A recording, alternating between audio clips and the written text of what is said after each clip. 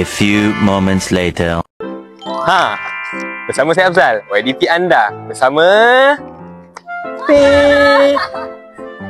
YDP 1. apa? Wana. Ya, Wana. Okey, jadi apa hari ni, Aman? Okey, hari ni kita nak terjah sikit. What?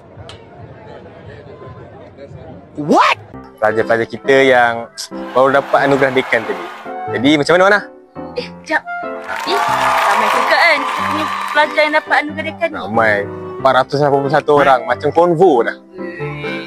Okay. Setup kita pun macam konvo Betul, ni. setup macam konvo dah. Okay, jadi apa lagi? Zas.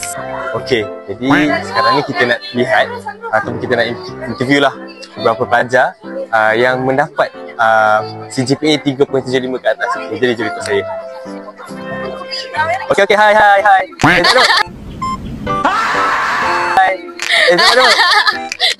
Jangan lari. Macam mana bila dah kamu sudah dapat 3.75 ke atas, betul tak? Ya, betul. Jadi ada boleh tak share sedikit rahsia ataupun macam mana kamu semua boleh dapat 3.75 ke atas ni? Lepas tu macam mana dengan yang paling penting adalah untuk pengurusan masa. Sebab kita ada banyak program di IPG, bukan saja untuk akademik tetapi juga ada banyak program drama dan terlibat sebagainya. Kalau masa tak dapat uruskan dengan baik, memang tak cukup masa untuk study. Usaha masing-masing tu. Orang pun group study. Selalu study lagi ni. Oh my god! Wow!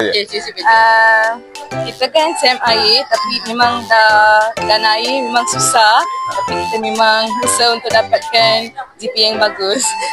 Jadi berdasarkan infrastruktur di IPG ni dan suasana belajar kat sini, apa pendapat kamu? Memang suasana belajar semua memang kondusif, memang boleh belajar. Memang ada sedikit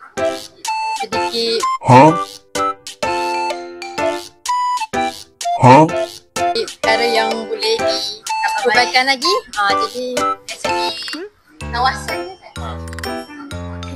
Kafe.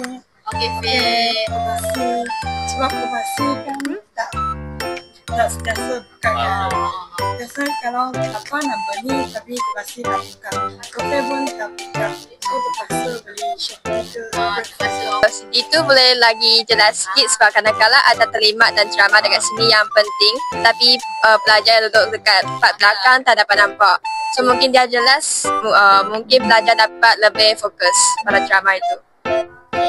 Okey, baik, terima kasih kepada apa? Kui Yuning. Betul. Dia nak panggil apa? Yuning. Terima kasih kepada Yuning atas Dia raya tu. Datang. Kita nak kasi manis-manis lah. Sebenarnya mendapat anugerah pengarah hari ni. Tanya. Satu. Tanya. Sebelum tu. Oh, sorry. Tanya. Satu lagi. Okey, ni satu. Okey.